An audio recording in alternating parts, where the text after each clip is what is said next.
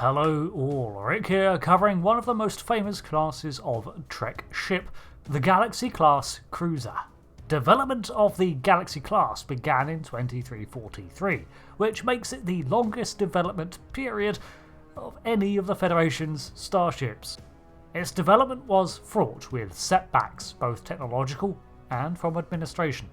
The vessel from the outset was supposed to be the most powerful class put into service, pushed for by Admiral Carstairs, while other voices cited the vessel as overpowered and nothing but a provocation to other powers. What need did Starfleet have for such a powerful ship? One that could bring such devastating firepower to bear, if not war. It is likely then for this reason, much more dedication was given to outfitting the Galaxy class with extensive diplomatic, exploration, research, and even civilian facilities, readily creating the mission profile of a versatile capital ship explorer. Developed during the Golden Age of exploration, as it was termed, the non-serving presence on the ship was not an overly contentious issue, considering how content and, well, arrogant Starfleet had become in its security. The ship was following on from the Ambassador class as the poster child of the Federation, and that class of vessel had in many ways done all the legwork and ironed out all the technologies at play within the Galaxy class. Not much new was added to the design, it was just a refinement of all Starfleet's experiences up to that point. Forget 5-year missions, the Galaxy class was potentially able to complete 10 years without major overhaul needed, and it was big.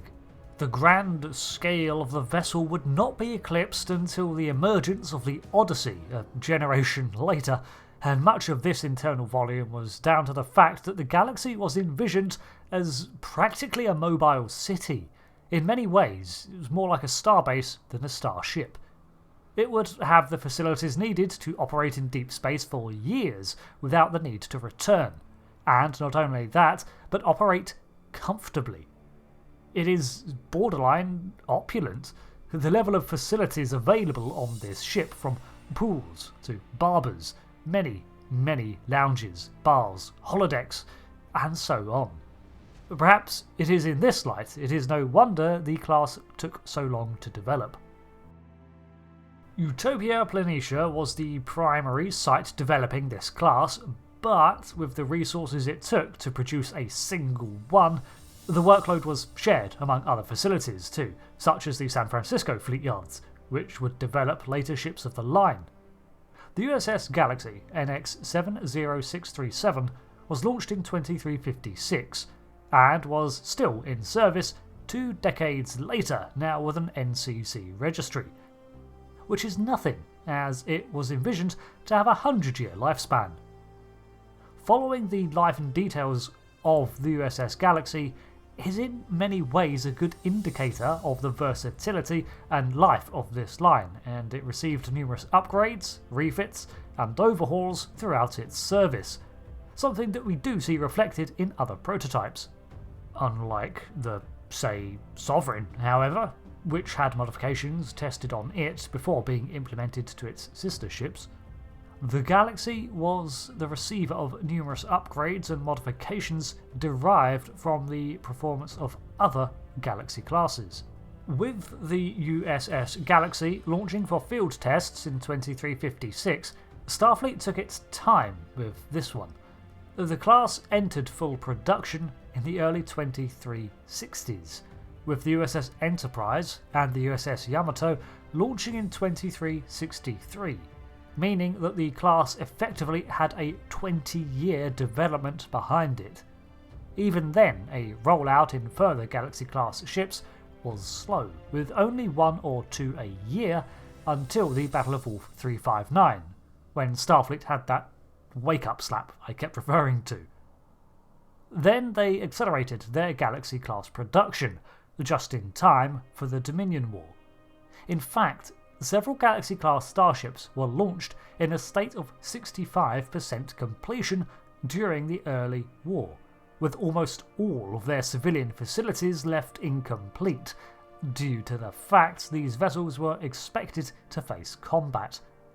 And to clarify, these rushed ships worked just fine as it was. They simply lacked many of the comforts that this class was originally supposed to launch with. In fact, the Galaxy classes, even when completed, had around 35% of their internal rooms empty, with the idea that mission-specific technologies, diplomatic venues, or other such things would be added as required by the crew without having to sacrifice existing areas. A part of the original design idea for the Galaxy class was to make it adaptable in the same way as the Constitution was, although not quite as extreme. This made cycling out older systems and components far easier than on other vessels, so that when a Galaxy class entered the field, well, you knew it was going to be a powerful ship, but perhaps not the overall specs, as the line was organically growing from its myriad of vessels all sharing developments. Some such developments included the overall warp core tuning and coil overhaul, which increased maximum warp factors by 5% when compared to its factory default. The Galaxy class did have a major flaw though. That was when it sustained heavy damage, it was rather prone to warp core issues from the stress. The unexpected bursting of a coolant pipe or a fracture to the casing could easily snowball into a full warp core breach, if not dealt with immediately. In essence, when a Galaxy class went down, there was generally a higher chance than usual of it exploding in core detonation. To combat this, extra magnetic buffers and a force field around the core were installed to protect it. We also saw numerous improvements made to the Galaxy class's computer core systems, with additional subspace processors and the evolution of the battle bridge. During the Dominion War, the USS Galaxy and several other ships were taken and adapted to be command centres for fleet coordination, chosen for their powerful shielding and defensive capabilities. To manage this role, a flag bridge was installed on Deck 8 or 9 depending on the ship, potentially replacing the battle bridge. This secondary command centre was more like a CIC for planning, tactical decisions and relaying fleet movements. It had its own dedicated subspace transmitters that were incredibly powerful, with backups added to the midline of the drive section. It also had a tactical holodeck built onto the rear of the flag bridge for real-time simulations and maps. Now, not every Galaxy class needed such additions in the war, but it does go to show the esteem and important role they played in the fleet, considering this was at the height of the Starship's production, and its replacement, the Sovereign, was still early in its lifetime. So then it should be evident the blow to morale that the loss of the USS Odyssey was that heralded the beginning of hostilities with the Dominion. Considering Starfleet considered that Galaxy-class vessel to be more than sufficient to display to the Dominion a warning, only for it to be taken down. Of course, one of the most notable features of the Galaxy class was the saucer separation ability, which most actual Starfleet designs featured some version of. However, in these older iterations, it was more of an emergency evacuation kind of thing, whereas the Galaxy class would be able to do this with more versatility in mind, and more importantly, a reconnect without a facility welding it back together. In part, this was so that the civilian presence did not have to be pulled into every dangerous scenario. In practice, however, this was seldom the case, because it was still an intensive and alarming procedure that involved a degree of risk in itself.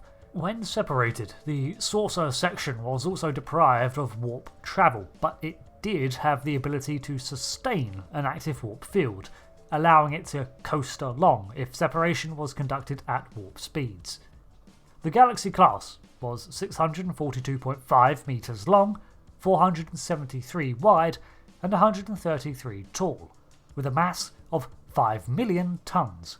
It was 42 decks tall and had a crew of 1,012 people. However, with its extreme internal volume, it could house up to 15,000.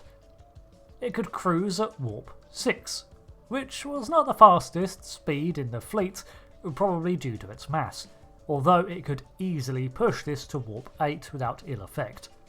Its maximum speed was initially warp 9.2 for 12 hours, although with the sheer power its core provided, it could reach 9.8, but that was exceeding safe velocities.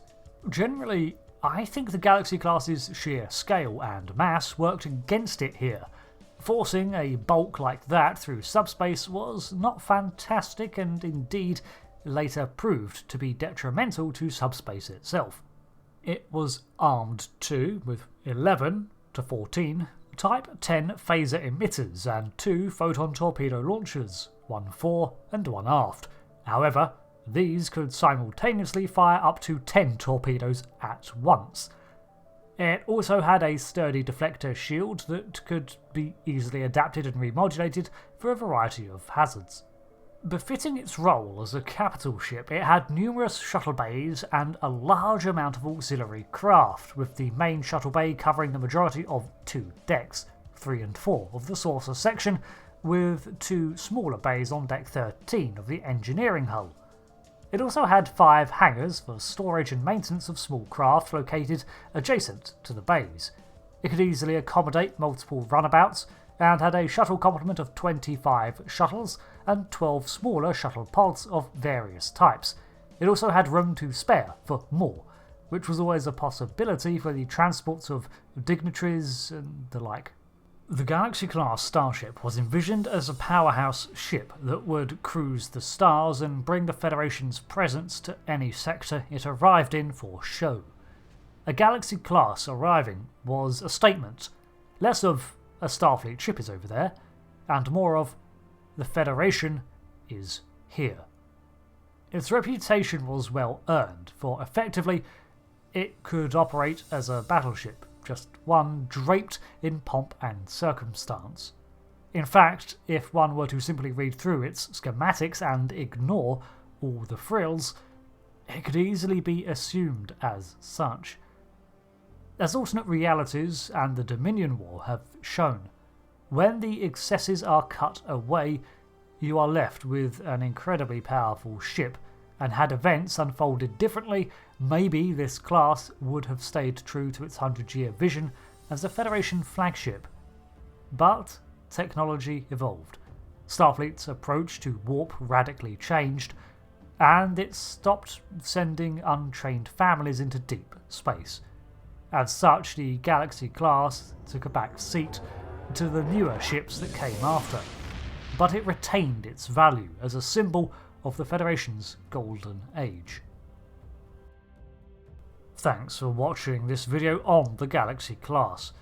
There is so much material covering its specifications, rivaling the Constitution class, that a full video covering everything would likely take hours to do, from its citation ops to actual schools. Like I said, it was basically a mobile city. This is unlikely to be the last video I make concerning the Galaxy class, so until the next one, thanks for watching, I've been Rick, and goodbye.